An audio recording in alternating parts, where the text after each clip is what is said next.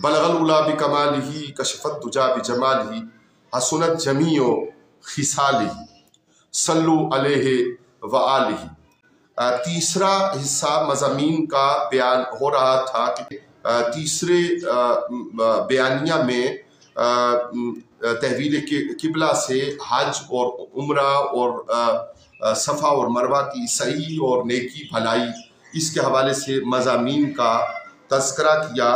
और फिर अब किसास का हुक्म जारी होता है। कुरान अज़ीम कहता है कि नमाज कायम करने और ज़कात देने के साथ हम पर लाजिम है कि हम रोज़मर्रा की जो सूरत हाल है उसमें रहते हुए इस वक्त मरकज़ से मरकज़ी नायब सदर पाकिस्तान अवामी तहरीक राजा साहिद साहब मद्दसिल्लाहुल-आली जो किबला के दामाद मोहतरम भी हैं, उनकी कॉल बार बार आ रही है और हम अपने नाजरीन ख्वातीन व हज़रात से माज़रत ख्वाह हैं कि वो शायद आपा की वफ़ात पर ताज़ियत के लिए इरशाद फरमाना चाहते हैं। हम कुरान अज़ीम के मज़ामीन के ऊपर बात कर रहे हैं और अब है उन्वान कसास का।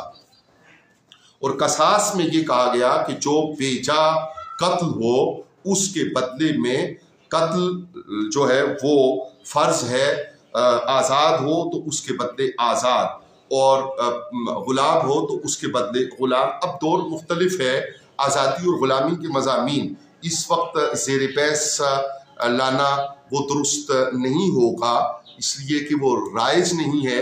लेकिन ये ज़रूर गुजारिश करेंगे कि ये ज़िम्मा रियासत पाकिस्तान का है, ये ज़िम्मा रियासत का है कि वो इस बात को मुमकिन करे कि कत्ल का बदला कानूनी और अदालती तरीके से किस तरह से लिया जाना ज़रूरी है। लेकिन इसको कुरान अज़ीम ने फ़र्ज़ करार दिया और कहा कि फिर ये मज़मून ज़ेर बहस आया जिसको वसीयत के नाम से हम याद करते हैं। याद रहे ख्वातीन व हज़रात के वसीयत करना, ये यहाँ पे इन आयात में कहा गया कि कुतिबा अलैकुम बिस्मिल्लाहिर्रहमानिर्रहीम कुतिबा अलैकुम इज़ा हज़रा अहदकुमुल मौत इन तरका खैरनिल वसीयतु लिल वालिदैन वल अक़रबीन बिल मारूफ हक़्क़न अलल मुत्तक़ीन, कि तुम पर फ़र्ज़ की गई ये वसीयत। लेकिन याद रहे कारी कुरान के लिए कि जब मुस्तकिल हिस्स नाजिल हो गए तो फिर ये फ़र्ज़ के दर्जा से ये वसीयत निकल कर तो ये उन फ़राइज़ की अदायगी के बाद के माल के लिए फ़र्ज़ नहीं रहेगी, बल्कि इसका दर्जा बदल जाएगा। तो कहा कि ज़रूरी है कि वो लोग जो जानते हैं, अगर फिर भी वसीयत में कोई अम्र ऐसा पेश आया हो जिसमें कोई हरज हो और वो इंसाफ के ख़िलाफ़ हो, तो मुनसफ़ुल मज़ाज साहिब इल्म वो ज़रूरी है कि इसको इंसाफ के मुताबिक राइज करें। और इसी तरह फिर रोज़े के बारे में कहा कि ये रोज़ा फ़र्ज़ किया गया है, गिनती के दिन हैं, यानी रमज़ानुल मुबारक का रोज़ा, और उसकी फजीलतें बयान की गई और मरीज़ के लिए और मुसाफिर के लिए बाद अज़ा गिनती पूरी करने के अहकामात नाजिल किए गए। और कहा कि इन अय्याम में किन एहतियातों की ज़रूरत है। अगर आप मोतकिफ़ हैं और रोज़े से हैं तो आपकी जो आइली ज़िंदगी है वो घरेलू आइली ज़िंदगी वो मौकूफ़ रहेगी हालत एतकाफ़ में और हालत रोज़ा में। अलबत्ता रोज़ा में अफ्तार के बाद आपको उसकी इजाज़त दी गई और वो इजाज़त इसलिए मुस्तहसन है कि उससे फ़ायदा उठाया जाए, यानी नेक औलाद का इरादा किया जाए।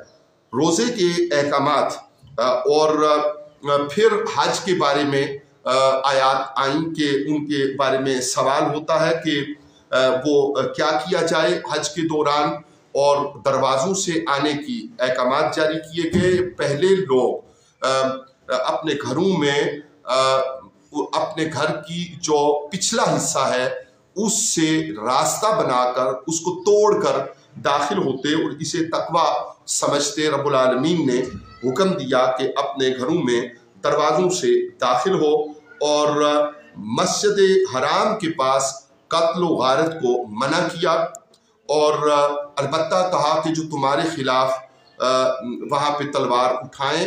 अब चूँकि सूरत हाल इससे मुख्तलिफ है और ये आयत जब नाजिल हुई तो उस वक्त जो मक्का करीम की सूरत हाल थी वो मुख्तलिफ थी और रहमत कायनात सल्लल्लाहु अलैहि वसल्लम के लाए हुए दीन को गालिब होना बाकी था।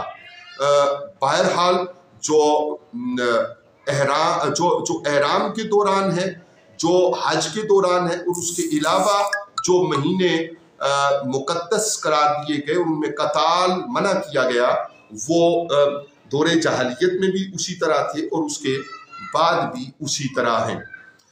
तो बहरहाल ये सारे अहकामात इनका यहाँ पे तस्करा हुआ। हम इस हद तक आ जाएंगे कि बाज़ लोग ऐसे हैं जो दुनिया मांगते हैं और बाज़ लोग ऐसे हैं जो आखिरत मांगते हैं। चाहिए कि हम दुनिया के हसन होने और आखिरत के हसन होने की दुआएं और तज़कार अपनी ज़ुबानों पर जारी रखें। हम एक मरतबा फिर माजरत ख्वाह हैं कि ये तीसरी मरतबा के जो मज़ामीन हैं निस्फ पारे तक के, उनमें हमें 2 हिस्स में बात करना पड़ी फ़नी वजह से। रब्बुल आलमीन आज तक की बात पर अमल करने की तौफीक, हिम्मत और ताकत अता फरमाए और हर वो बात जो किसी वजह से हमसे कोताही हुई हो रब्बुल आलमीन उसे मुआफ़ फरमाए और कुरान अज़ीम के ये पाकीज़ा मज़ामीन इनके ऊपर हमें अमल करने की समझ इख्तियार करने की और अपने ताईं कोशिश करने की कि हम कुरान अज़ीम से पूरा इस्तिफ़ादा कर सकें और ये रमज़ान करीम हमारे लिए रूहानी इनकलाब का सबब बने और वो सारी कमियां और कोताहियां जो एक या दूसरे सबब से हमारी ज़िंदगियों में आ गई हैं उनसे नजात का रास्ता किताब हकीम कुरान मजीद के ज़रिया बन सके। अल्लाह ताला कबूल फरमाए। इंशाअल्लाहुल अज़ीज़ आपको कल यकम रमज़ानुल मुबारक की मुबारकबाद पेश करते हुए ये कहेंगे कि इंशाअल्लाहुल अज़ीज़ दूसरे पारे के निस्फ़ से आगे के मज़ामीन को भी इंशाअल्लाह ताला हम कोशिश करेंगे कि उसके जो कुछ ऐसी चीज़ें जो अहकामात की हैं वो खिदमत में अर्ज़ कर सकें। अपनी दोहराई हो, अमल की तौफीक हो, आपके लिए इस्तिफ़ादा का सबब हो। वस्सलामु अलैकुम व रहमतुल्लाहि व बरकातहू।